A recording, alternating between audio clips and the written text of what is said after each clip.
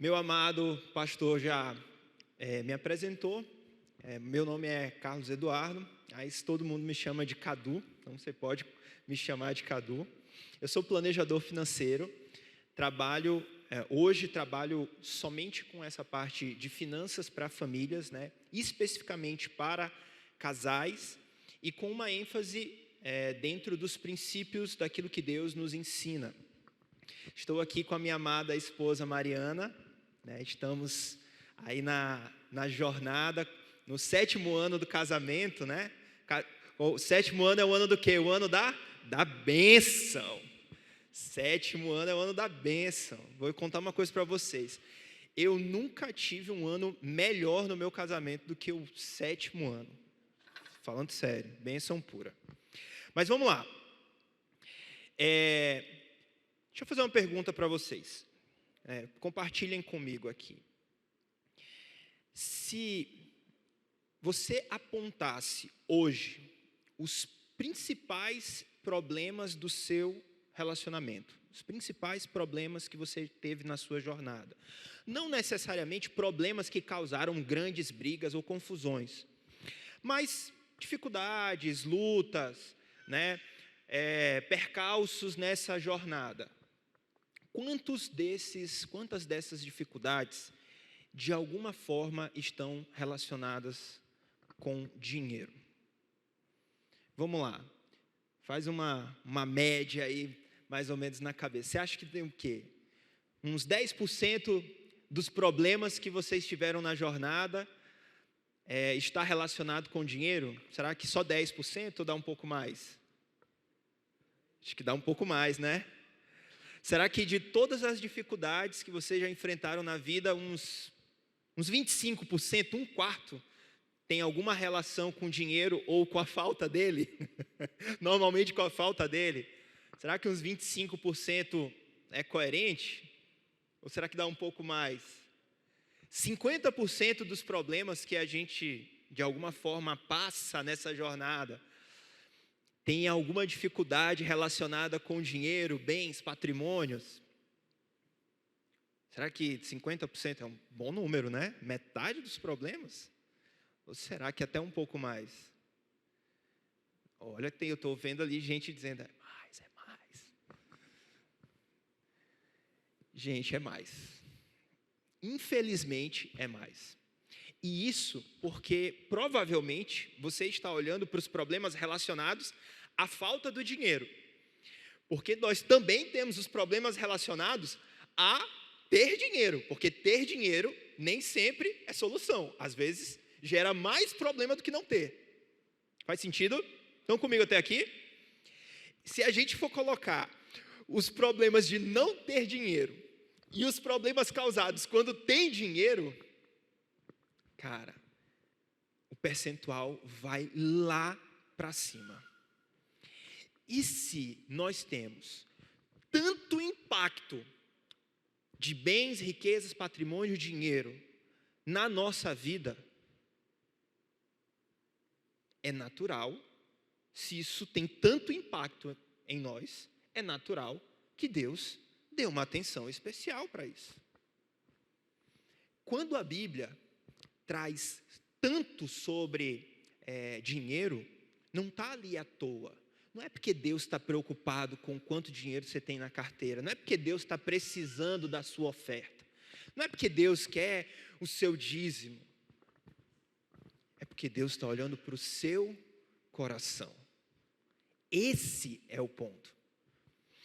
Quando nós vamos para Mateus, lá em Mateus 6, o que a gente aprende e o que a gente lê aqui, vocês não podem servir a dois senhores.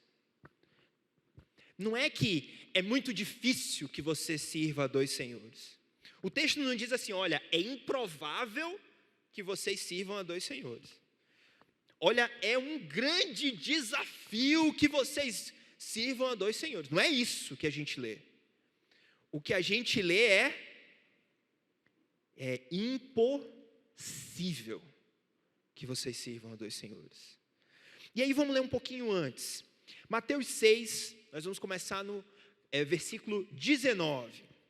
Mateus 6, vamos começar no versículo 19.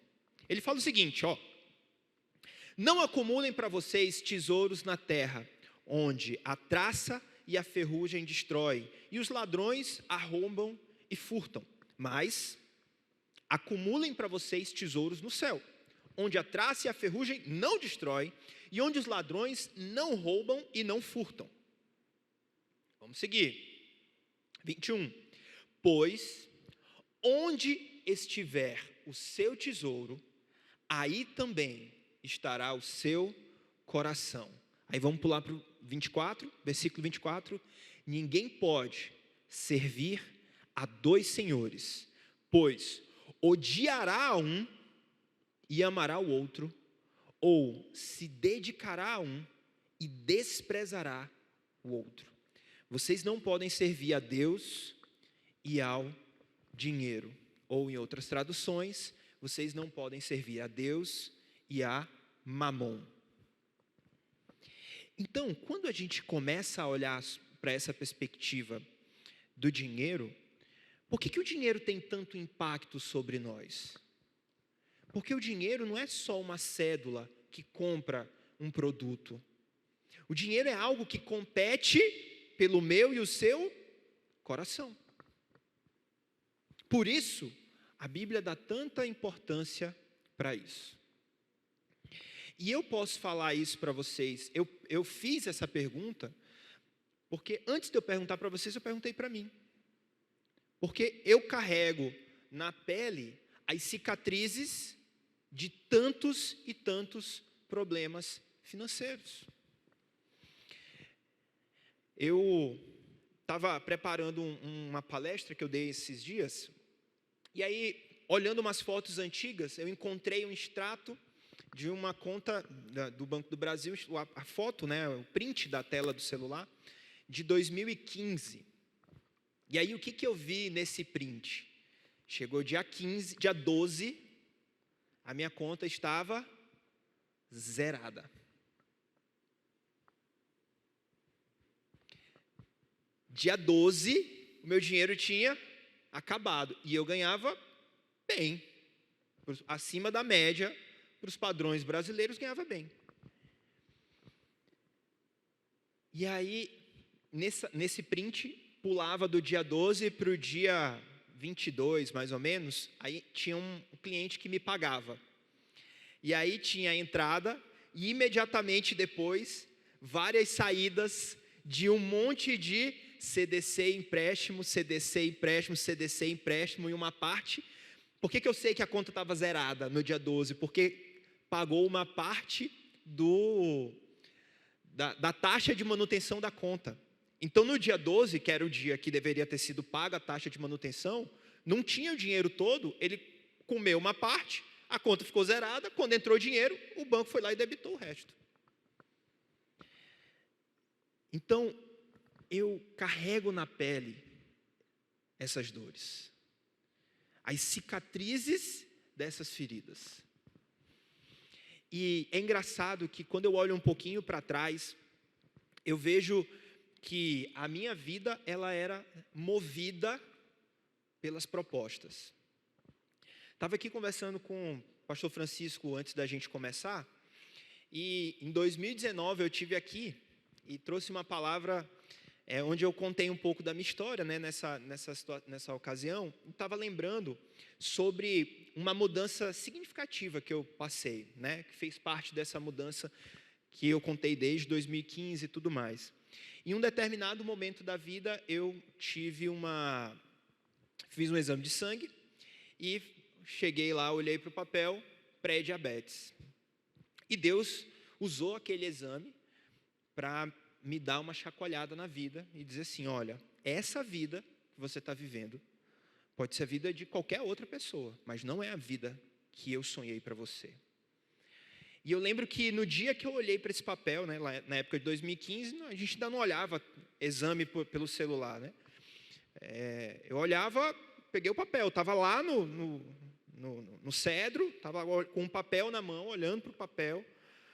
E aí, não é surpresa para ninguém, porque os meus pais são diabéticos, eu pesava uns 114 quilos por aí, absolutamente viciado em Coca-Cola. Eu literalmente tomava 2 litros de Coca-Cola todos os dias, literalmente, bebia muito mais Coca-Cola do que água, muito mais, incomparável. Zero atividade física, trabalhava de manhã, de tarde, de noite. Por quê? Porque eu estava cheio de CDC, cartão de crédito. E aí eu precisava o quê? Eu preciso de mais dinheiro para poder pagar a conta. E olha que louco, eu tinha necessidades e desejos. A partir dessas necessidades e desejos, eu preciso fazer alguma coisa para pagar as contas. E não necessariamente desejos ruins, né?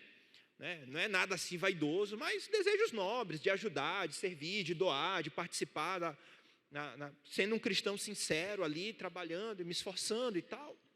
Ajudar os meus pais, minha família, amigos, crescer na vida.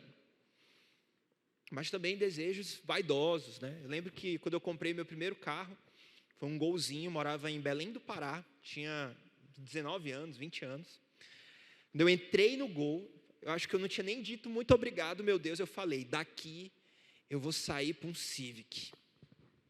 Só saio desse carro quando eu for para o Civic. E aí, uns anos depois, já morando aqui em São Luís, comprei um Cruze, LTZ top, do jeito que eu queria, branco, com tudo de couro, tudo que você imaginar que dava para botar no carro, eu botei. Quando eu entrei no carro, essa imagem ela me dói, e eu tenho ela muito clara na mente. Quando eu entrei no carro, falei assim, daqui eu só saio para uma BMW. A mesma palavra que eu disse no Gol, eu falei lá dentro desse carro. Como o coração é enganoso. E eu achando que eu estava querendo crescer na vida, comer o melhor dessa terra, porque Deus prometeu. E lá, cartão, CDC e tal. E então eu trabalhava muito, incansavelmente, de manhã, de tarde, de noite, para poder ganhar mais dinheiro, para pagar as contas. Só que eu perdi as contas de quantas vezes eu tive que aceitar trabalhos que eu não queria fazer. Ou de fazer hora extra, ou de pegar não sei o quê, ou de ter empresa de não sei o quê, cliente não sei o quê. Coisas que eu não queria. Mas que eu não podia dizer não, porque se eu parasse de pedalar, a bicicleta, puf. E no dia que eu olhei para esse exame, Deus me confrontou e Ele falou, essa vida que você está vivendo não é a vida que eu sonhei para o meu povo. E esse dia eu fiz uma mudança radical. 90 dias depois, eu estava pesando cerca de 89, 90 quilos. Então foram cerca de 20 quilos que eu diminuí em 90 dias. Cheguei a pedalar 90 quilômetros em um dia. Comecei, a minha primeira coisa, no outro dia, eu fui atrás de comprar uma bicicleta, fazer exame, tudo, mudei a alimentação, só comia peito de frango, mudança radical. Pesava tudo que eu ia comer, tinha que ser pesado e tudo. Mas Deus não mudou só o meu físico. Eu comecei a buscar um sentido para a vida, e eu estava dentro do corpo, um cristão sincero, dando treinamento, implantando igreja em células, participando aí em tudo que é lugar, treinando líderes, não sei o quê, ministrando louvor, dando aula na EBD, pregando na igreja. Workaholic na vida profissional e workaholic gospel. Mariana, coitada. Éramos noivos. E aí eu comecei a fazer vários seminários. Cara, o que você imaginar? Coaching aqui, coaching ali, seminário, lá daquele do Tim Javier, que é do Segredos da Mente Milionária, Millionaire Mind Intensive, não sei o que, cara, eu tenho que entender os segredos do dinheiro e tal, e vou atrás disso. E, cara, o que você imaginar de curso e seminário eu fui atrás para fazer. Até que um dia, nessa busca, e jejum e oração, o que aparecia, era comigo. Até que um dia, Deus me trouxe esse texto. E Ele falou, Você não entendeu ainda. Eu quero que você seja livre dessa prisão. E Deus começou a trabalhar isso em mim. E as contas começaram a ser pagas. E novas contas deixaram de ser feitas. E aquela atitude arrogante, prepotente, egoísta, vaidosa, começou a ser confrontada. E aquilo que antes era uma ferida, começou a virar cicatrizes. E um dia eu percebi que Deus tinha trabalhado algo em mim e que eu poderia ser um instrumento para que outras pessoas não se ferissem como eu me feri, não passassem pelas dores que eu passei. Porque, meus irmãos, foram uns 6 anos, amor, pagando conta, uns 6 anos. Até eu conseguir colocar minha vida financeira em dia, uns 6 anos. O meu score do Serasa era 38 de 1000. Era 38 de 1000 o total. Não era 100 o total. Um cristão sincero, que queria acertar, que queria ajudar, que estava na igreja, que pregava, que dava aula na EBD. Que não ia para farra, que não bebia, que não traía a esposa, que não fazia nada. Para onde ia esse dinheiro? Sinceramente, às vezes a imagem que eu tenho é de tentar segurar a água com as mãos e a água escorrendo entre os dedos. Eu gosto muito de música. E uma das coisas que foi um buraco financeiro na minha vida foi um estúdio que eu montei na minha casa, dentro de um quarto dentro da casa da minha mãe. Eu tinha um apartamento dentro daquele quarto. Um microfone que eu tinha custava 18 mil reais. Aí você sabe para onde ia o dinheiro, né? Tudo o quê? Em suaves prestações. Então eu quero dizer para você, eu não sei como você chegou aqui hoje. Eu não sei quanto dinheiro você tem na sua conta bancária, quantas parcelas você tem para pagar, quantos financiamentos existem, se o seu nome está limpo ou sujo. Eu não sei como você chegou aqui hoje. Mas eu quero te dizer que eu sou prova de que é possível transformar a sua realidade financeira. Quando eu percebi que eu vivia pelas propostas e que Deus queria me levar a viver por um propósito, eu comecei a entender o que significa ser livre da escravidão do dinheiro. E aí Deus trouxe no meu coração que, uma vez que Ele me dá uma direção, um ministério, um propósito, não confunda ministério, serviço e propósito em tocar no louvor, em pregar, em fazer parte do ministério de oração, em liderar uma célula. Tudo isso é muito importante, mas isso é muito pequeno diante do propósito que Deus tem para a sua vida. A sua profissão é um elemento de transformação, vidas são transformadas. Você é um elemento de transformação para as pessoas ao seu redor. Quando você muda a perspectiva de vida, você começa a deixar de olhar para a proposta e começa a ver a transformação.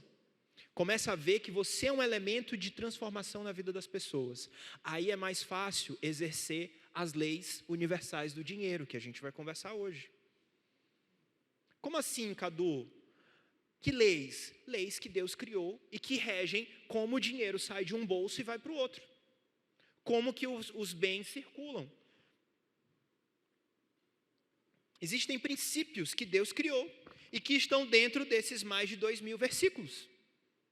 Não tem mistério. Você pega a Bíblia e lê. Se você pegar a Bíblia e ler, você vai ver que você precisa ser generoso, grato, que você precisa ser diligente, que você não pode ser fiador, que você não pode tomar empréstimos. Se você pegar a Bíblia, você vai aprender vários princípios que são princípios de sabedoria. Até aqui estão comigo? Sim? Faz sentido?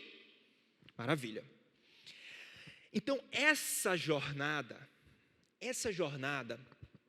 ela tem uma história na Bíblia que reflete muito bem a saída da escravidão financeira em direção à abundância financeira, em direção à vida abundante que Deus quer dar para mim e para você. E essa história está lá atrás, no Antigo Testamento. Não vou ler agora, até porque é uma história muito conhecida, mas você pode olhar em casa. Moisés, vamos lá, é chamado. Lá em Êxodo, Moisés é chamado. Qual é o momento que Moisés é chamado por Deus? Na sarça ardente. O que Deus fala para Moisés ali na sarça ardente? Ele diz assim: Moisés, você vai libertar o meu povo. Vai até Faraó e diga que você vai levar o povo para adorar. Guarda isso. Tem toda aquela história, mas Deus, eu não sei nem falar, não sei o que, tal. Beleza, foi. Aí Moisés chega para Faraó e fala o quê? Faraó, libera o povo para ir adorar o Senhor. Aí Faraó diz, não. Aí Moisés, tá bom. Peia. Vem as primeiras pragas. Aí Moisés vê de novo. Faraó libera o povo para adorar o Senhor. Aí Faraó diz o quê? Ok, vocês até podem ir, mas não se afastem. O que isso significa para nós? Fiquem pertos, como uma leitura para a gente. Eu até aceito que você seja crente, que você adore ao Senhor, mas é um pezinho lá e um pezinho aqui. Eu quero o mundo, eu quero manter a influência sobre você. Aí Moisés, não foi isso que Deus mandou. Peia, vem mais praga. Aí Moisés vai lá de novo. Faraó libera o povo para ir adorar. Eu até libero.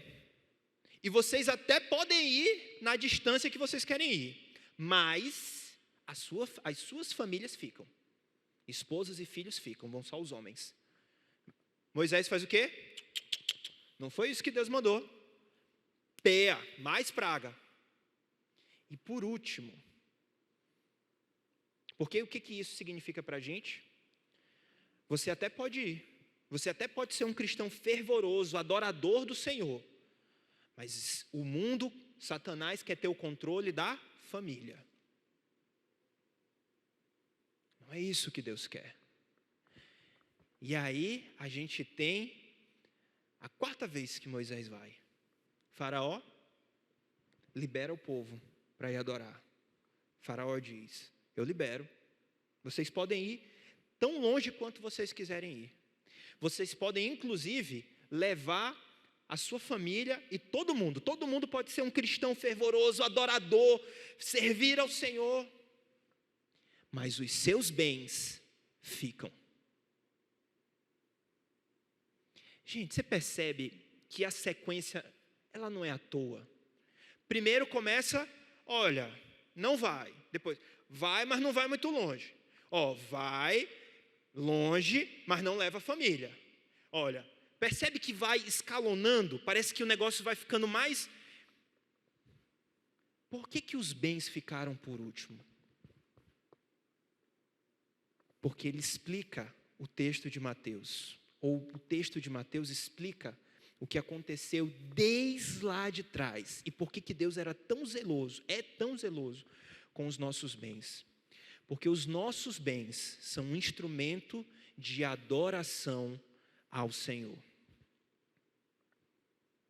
E a adoração não é para quem está preso. A adoração é para quem está livre. O seu dinheiro, os seus bens, o seu patrimônio é um instrumento de adoração ao Senhor. Eu quero que você olhe e pense nisso e comece a se desfazer daqueles conceitos de que se eu der uma ofertinha ali na célula, se eu der ali minha ofertinha e der meu dízimo, não, eu sou dizimista fiel. O devorador não vem sobre mim. Isso não é nada, queridos. Não é sobre isso. Não ache que se porque você der o dízimo, sua vida financeira vai prosperar. Não é isso. Porque se você continua... Eu dava o dízimo. Mas estava cheio de CDCzinho lá. CDC. Se eu parasse de pedalar, meu irmão, a bicicleta caía na hora. Porque eu não estava nem na bike ladeira abaixo, eu estava na bike ladeira acima. Não tem nem inércia. Parou, caiu. Quando a gente muda a perspectiva e entende o papel do dinheiro nas nossas vidas, a gente começa a perceber que muitos dos nossos hábitos financeiros são completamente furados. Completamente furados. E aí a gente percebe que a BMW talvez não tenha nada a ver com adorar o Senhor. Talvez seja um elemento de adorar a mim mesmo, o meu ego e a minha vaidade. Talvez a gente comece a perceber que muitas das nossas compras sejam só para descarregar as nossas frustrações. Eu vivo uma vida infeliz, trabalho numa coisa que eu odeio. Eu mereço essa reforma na minha casa. Trabalho tanto, me empenho como o pão que o diabo amassou. Misericórdia, o camarada fala isso. Eu já escutei isso, gente. Já escutei de crente. Não, Cadu. Rapaz, eu como o pão que o diabo amassou. Eu mereço. Você começou a frase errada. Você está comendo o pão do padeiro errado. Eu não sei qual é esse padeiro, onde é essa padaria que você está comprando, mas não é a padaria que eu compro pão, não. E aí entra na síndrome do eu mereço. Minha vida é uma droga, eu mereço. Aí vai lá e te compra. Aí eu preciso agora de mais dinheiro, porque agora eu tenho mais parcela para pagar. E como diz Provérbios, os desejos do homem são como o mundo dos mortos. Sempre tem lugar para mais um. Antes, viajar para Morros estava beleza. Agora, na próxima viagem, Morros é muito sem graça. Agora eu quero ir o quê? Vamos lá, vamos para Recife, né? Cidade que eu estava morando lá, cidade boa de visitar, tem as praias e tal. Aí no outro ano, agora eu já não quero ir mais para Recife, agora eu vou para Gramado. No outro ano, agora eu não quero mais ficar no Brasil, agora eu quero ir para os States. Porque eu mereço. Só descarregando frustração. Usando o dinheiro todo errado. E pensa comigo. Aquele povo de Deus, escolhido por Deus, a Bíblia diz que eles eram escravos por mais de 400 anos. 400 anos é um bocado de tempo. Deixa eu fazer uma pergunta para você. Você lembra o nome dos seus pais? Espero que sim. Se você não lembrar, procure minha esposa, neurologista, ela vai poder lhe ajudar, tá? Espero que você lembre o nome dos seus pais. Lembra o nome dos seus avós? Você sabe como era a vida deles? Talvez sim, talvez conheça um pouco. Você lembra o nome dos seus bisavós e sabem como era um pouco da vida deles? Já é mais difícil. Daí para trás, você saber, você é o 0,001% da população. A gente que tem internet, foto, vídeo, não tem um histórico da vida dos nossos bisavós. Imagina o povo, 400 anos, que a expectativa de vida era até menor. Quantas gerações se passaram em 400 anos? Um bocado, né? Aquele povo que estava ali no Egito, não sabia o que era uma vida abundante. Eles não sabiam, porque quem tinha vivido uma vida abundante antes, já tinha morrido há muitos anos, há 400 anos atrás. Quem sabia e quem experimentou uma vida abundante antes da escravidão, já tinha morrido. Talvez até tivesse contado para os filhos, mas os filhos já tinham morrido há 350 anos atrás. E esses filhos talvez tivessem passado para os netos, mas esses netos já tinham morrido há 300 anos atrás. Aquele povo não sabia o que era ser livre.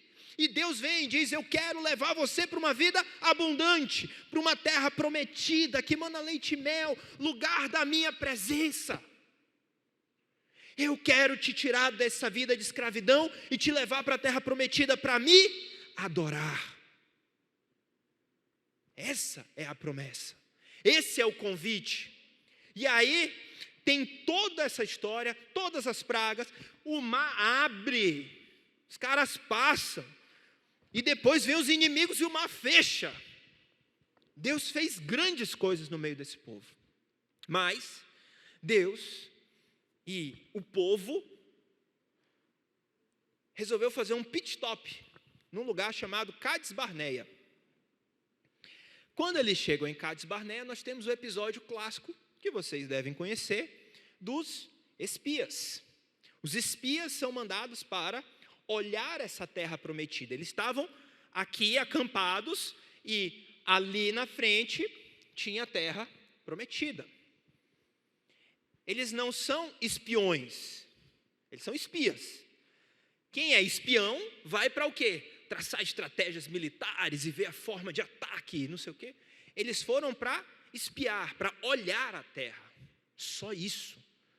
Deus pegou um lugar de descanso e falou o seguinte: eu vou mostrar para vocês o que é uma vida abundante. Eu vou mostrar para vocês o que é ser livre da escravidão que o dinheiro causa. Ser livre da escravidão do Egito. E aí, por 40 dias, os espias rodam a terra. E aí eles voltam e trazem um relatório e dizem: cara, essa vida que Deus prometeu é boa mesmo. Olha, tudo que ele falou tem lá. Terra que mana leite e mel, casas gigantes para a gente morar que a gente não construiu.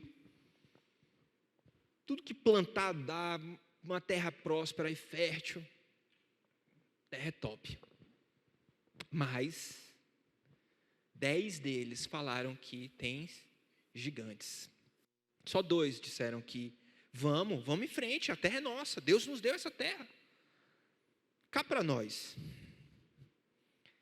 Meu irmão, se você estivesse bem aqui, ó, na frente do mar, o mar abriu, você passou, você olhou para trás, teu inimigo está vindo e o mar fechou. Irmão, não dá para duvidar que Deus ia derrotar aqueles gigantes. O mar abriu. Foram todas as 10 pragas. Cara, Deus fez muita coisa. Não tinha mais espaço para falta de fé ali.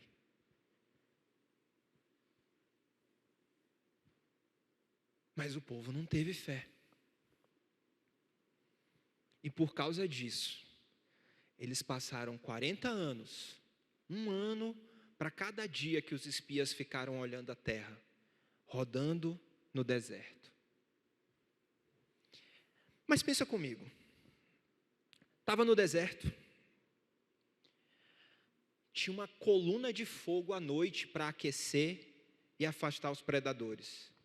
Uma nuvem que seguia durante o dia para amenizar o calor, para dar sombra e para representar a presença de Deus.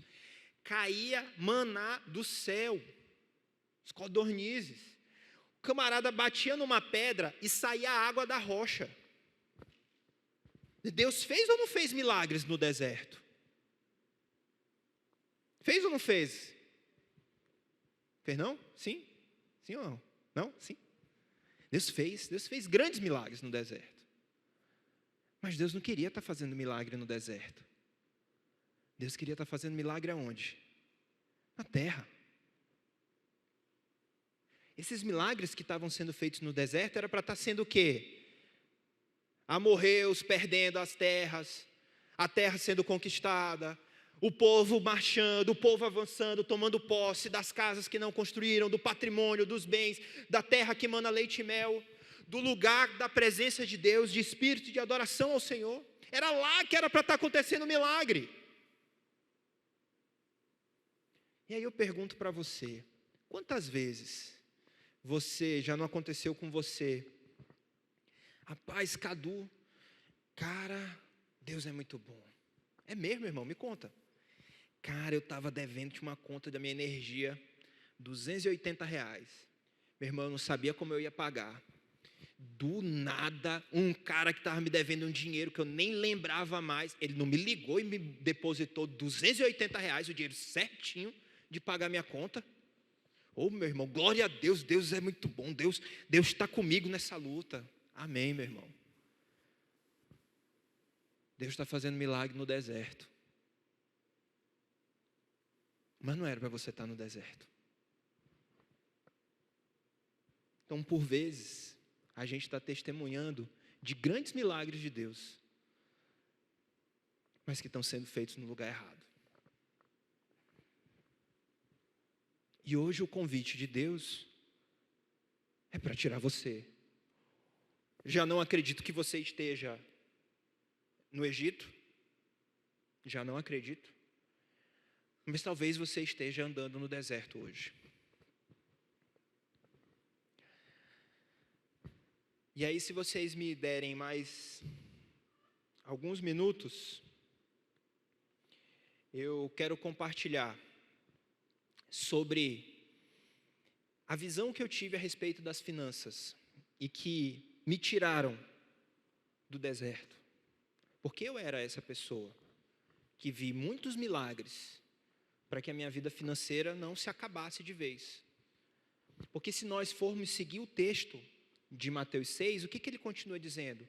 Vocês se preocupam a comida, com o que vestir, com o que morar, com onde morar? Fiquem tranquilos, Deus dá.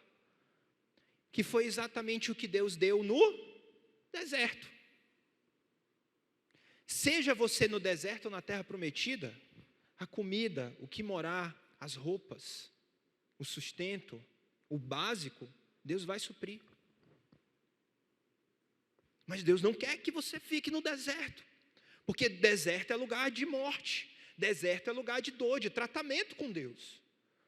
O lugar da adoração e da experiência plena de relacionamento com Deus não acontece no deserto, acontece na terra prometida. E quando eu vivia e olhava para a minha vida financeira, quando eu tive a coragem, e gente, eu não sei como você chegou aqui hoje, mas talvez você vá olhar para você e ver que essa mesma coisa que eu fazia, você talvez esteja fazendo. Eu não tinha coragem de listar todas as minhas dívidas. Eu não tinha coragem de pegar assim, cara, deixa eu pegar uma planilha aqui e botar tudo que eu devo. Eu devo fulano, meu cunhado, eu devo cartão de crédito, eu devo não sei o quê, cartão isso, financiamento disso, daquilo, eu estou devendo uma parcela do apartamento, de não sei o quê. Eu não tinha coragem de fazer isso. Eu me esquivava de fazer isso. Eu sabia que eu devia fazer isso, mas eu não conseguia fazer isso. Porque é como se eu não quisesse olhar no espelho e ver a minha nudez, ver as minhas feridas. Então, quando eu tive a coragem de olhar para essas feridas e ver assim, cara, eu preciso mudar. Deus me fez perceber que essa mudança acontece em 3 níveis. Então, as suas finanças, a sua vida, e aí isso vai além das finanças, a sua vida precisa ser transformada em 3 níveis, em 3 dimensões. Se nós formos lá para 1 Timóteo, a gente vai ver que nosso corpo, alma e espírito precisam ser entregues, puros ao Senhor. Não está lá à toa. Se a gente fosse só uma coisa só, ele dizia, seu corpo tem que ser entregue ao Senhor. Mas não, tá? Corpo, alma e espírito. Então, quando eu olho para esse texto, eu comecei a ver que existem 3 dimensões que precisam ser tratadas. E a primeira dimensão, eu chamo de dimensão natural, ou dimensão técnica. Cadu, o que é a dimensão natural ou dimensão técnica? É tudo que diz respeito aos nossos conhecimentos. Se você sabe fazer um orçamento familiar e faz, você vai ter resultados decorrentes disso. Se você não sabe fazer um orçamento e não faz, você também vai ter resultados decorrentes disso. Se você sabe as modalidades de crédito e sabe como que é esse processo de empréstimo, você vai ter resultados sobre isso. Se você não sabe, você vai ter resultados sobre isso. Se você conhece sobre investimentos, você vai ter resultados sobre isso. Se você não conhece, você continua tendo resultados sobre isso. O fato de você ignorar qualquer que sejam essas dimensões não muda que você está colhendo frutos sobre isso. Então, quando a gente fala na dimensão natural ou técnica, a gente fala o quê? Ter conhecimentos, saber manejar as finanças. E perceba, a gente, se você é como eu, morador do Brasil, estudou numa escola normal, comum, você provavelmente não teve educação financeira na escola. Eu nunca tive. Se você é como eu, né, não é a exceção, tem gente que teve, beleza, mas é a exceção, tá? Se você é como eu, os meus pais nunca sentaram comigo e falaram assim, meu filho, eu quero aqui fazer com você uma aula, tá? Nós vamos fazer aqui um acompanhamento sobre como gerir as suas finanças. Eu nunca tive isso. Os meus pais nunca me chamaram para me explicar nada. Ninguém nunca me ensinou o que é juros. Meus pais não me ensinaram isso quando eu era criança. Talvez o seu te ensinou. Você é uma exceção. Agradeça a Deus. Mas, via de regra, a gente aprendeu a manejar dinheiro como? Na tora. Na marra. Vivendo. E a gente olha para os nossos pais pagando conta, fazendo conta, não sei o quê, das pessoas ao nosso redor pagando conta, passa o cartão. E a gente acha que é só viver, vai vivendo e vai pagando, recebendo e pagando, está tudo certo. Mas manejar o dinheiro com sabedoria não é algo típico, não é algo natural, não é algo espontâneo. Porque se fosse uma coisa típica, natural, espontânea, o povo não estava endividado. Sim ou sim? Faz sentido? Então, para que você coloque a sua vida financeira nos eixos, você precisa ter o cuidado e o zelo de buscar os conhecimentos certos sobre finanças. E aí, eu digo para você que o básico do básico do básico é você saber sobre orçamento familiar. E, gente, não tem mistério, tá? O básico de orçamento familiar, mais lista tudo que você tem de receita, menos lista tudo que você tem de despesa, igual. Se esse número tiver vermelho, você está com problema. Se esse número tiver verde, você pode estar tudo bem. Não necessariamente está, mas pode estar tudo bem. Mas se tiver negativo, você já sabe que você tem problemas. O básico do básico. Conta de mais com menos, não tem mistério. Mas quanto mais você se aprofundar nessa busca de conhecimentos, e aí Deus foi me conduzindo até me levar para uma certificação, como quando eu percebi que Deus me chamou para libertar as pessoas da escravidão do dinheiro, aí eu comecei a falar, agora eu tenho que fazer a minha parte. Aí eu comecei a estudar profundamente sobre finanças, até tirar uma certificação chamada CFP, que é a principal certificação mundial de planejadores financeiros. No Brasil deve ter uns 5, 6 mil profissionais CFP só.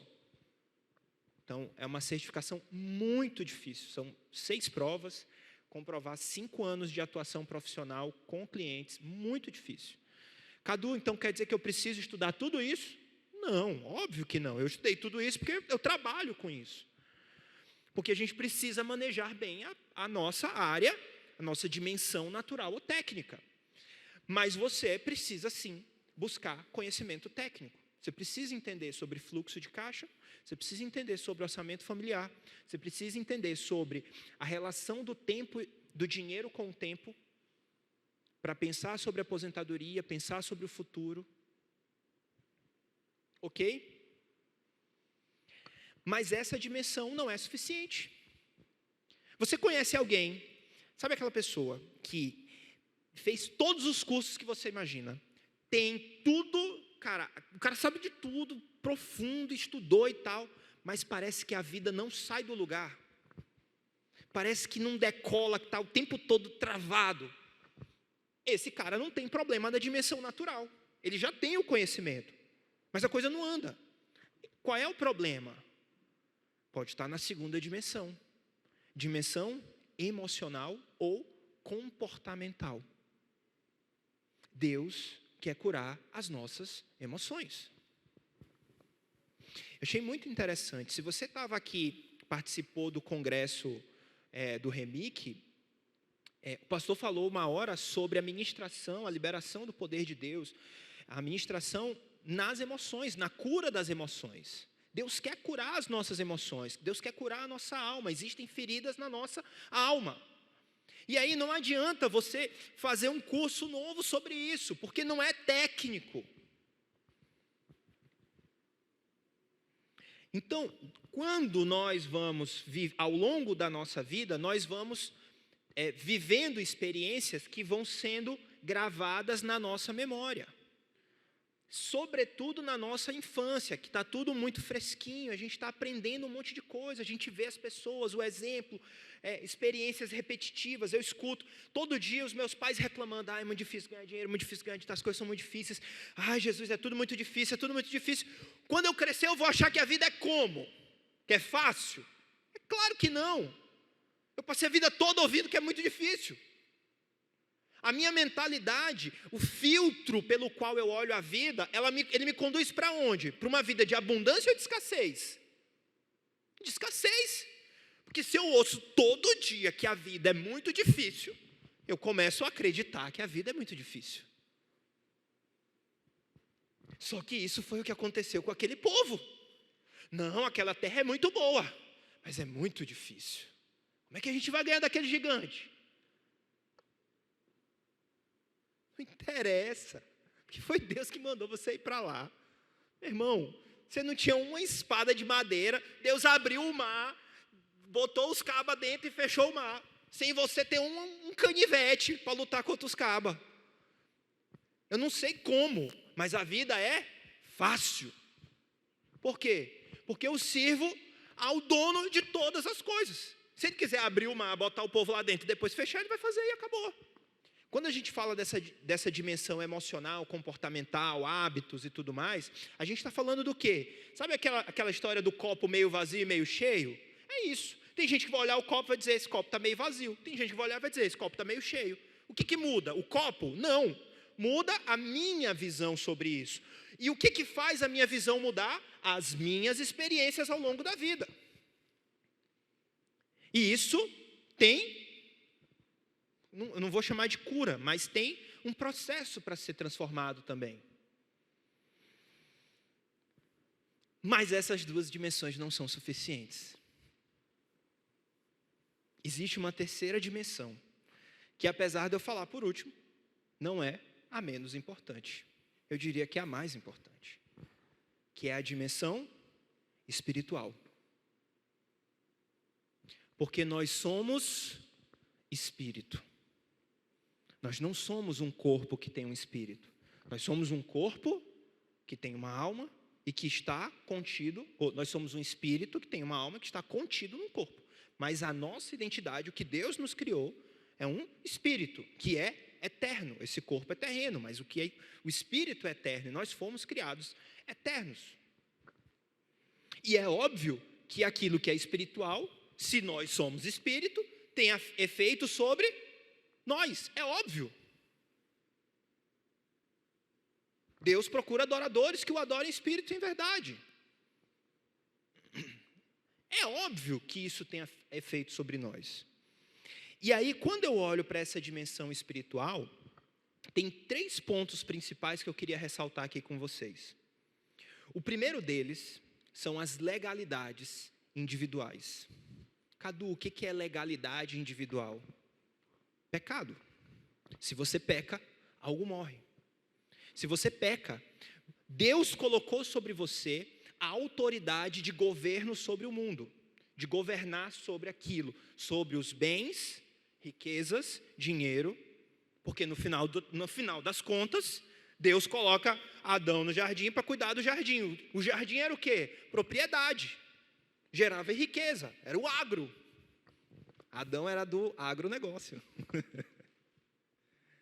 No final das contas, cara, tudo que a gente faz aqui está relacionado com bens, dinheiro e riqueza, gente.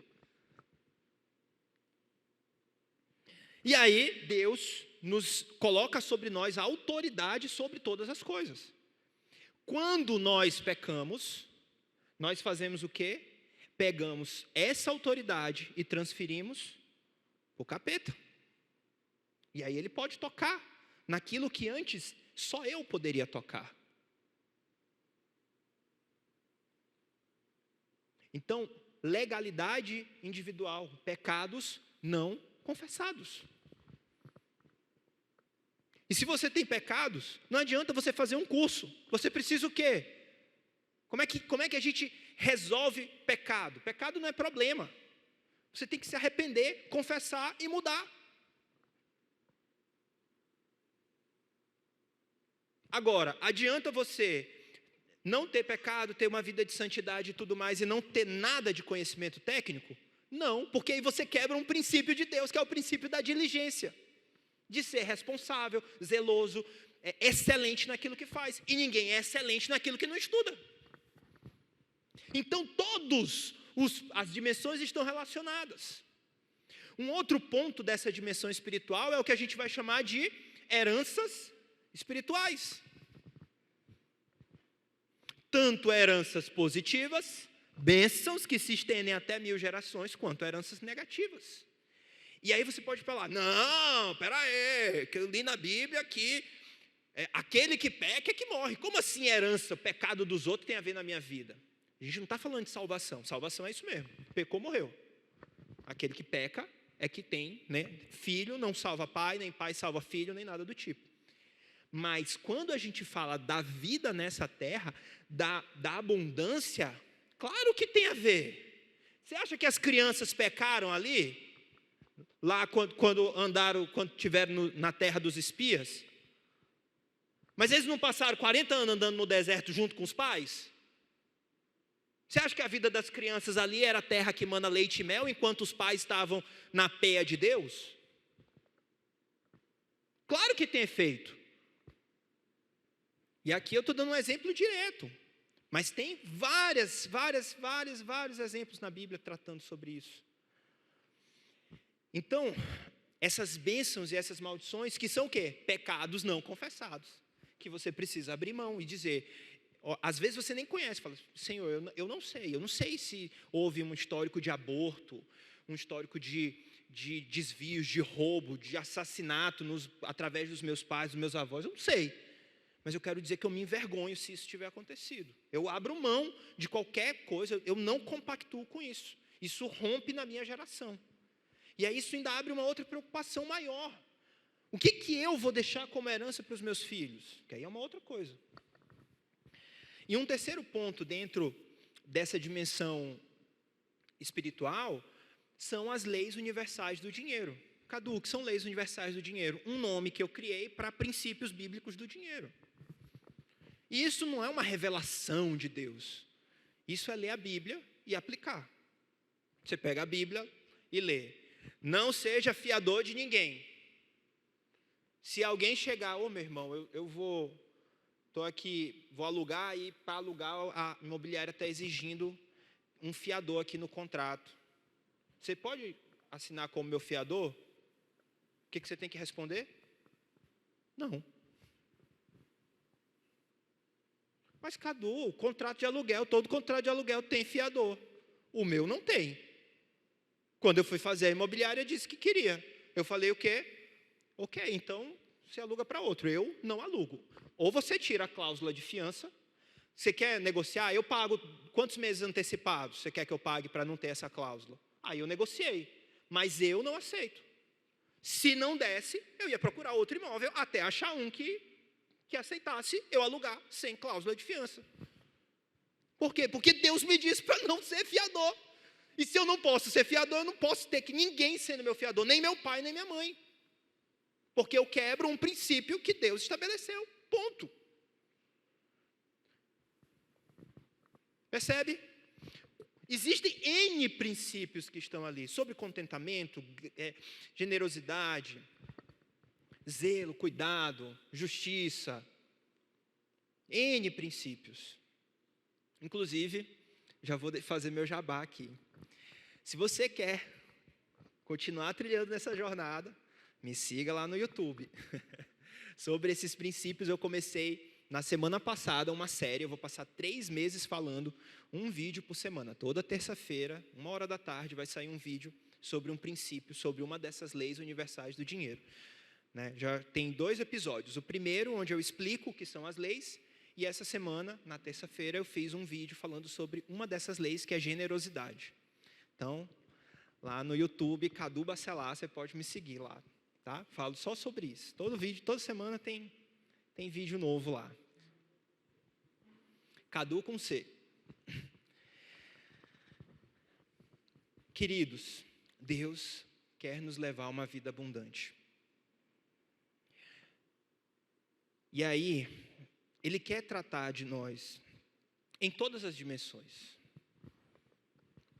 Ele trouxe você aqui, talvez, para abrir os seus olhos e fazer com que você dê o próximo passo, que é tirar aquilo que esconde a sua ferida. Independente se você está endividado ou se você está sobrando dinheiro na conta. Porque talvez esteja sobrando dinheiro na conta e isso esteja mascarando um coração vaidoso, um coração egoísta, um coração prepotente, um coração que confia nas riquezas, como aquele homem, aquele jovem rico que Jesus conta. Naquela história com o jovem rico, o problema era o dinheiro do jovem rico? O princípio era doar o dinheiro? Não era. O princípio era, quem é que está no coração? Quem é que está no trono do coração? Você confia nas suas riquezas ou você confia em mim? Você está disposto a abrir mão por mim? Então Deus te convida para ser o único Senhor da sua vida.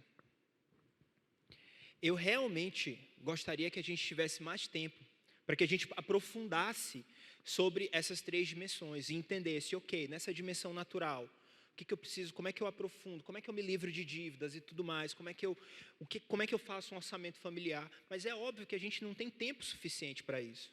Eu queria que a gente tivesse mais tempo para sentar aqui, cara, vamos lá, nessa dimensão emocional, comportamental, frustrações, compulsão por compras. Eu descarrego a minha ansiedade comprando. Compro às vezes só para ter o prazer de abrir, mas meu guarda-roupa está cheio de roupas que estão com a etiqueta que eu nunca usei. Compro coisas e escondo do meu cônjuge, deixo a sacola dentro do carro, espero ele dormir para poder pegar a sacola e levar. Gente, essas coisas que eu estou falando para vocês, a carinha de vocês é ótima. Essas coisas que eu estou falando para vocês, eu não tirei de outro lugar, senão de casos reais. São muitos anos acompanhando casais. Pessoas que têm um cartão de crédito escondido.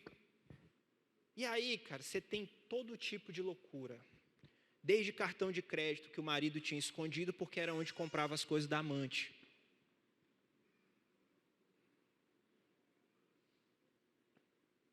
E aí você quer prosperar como?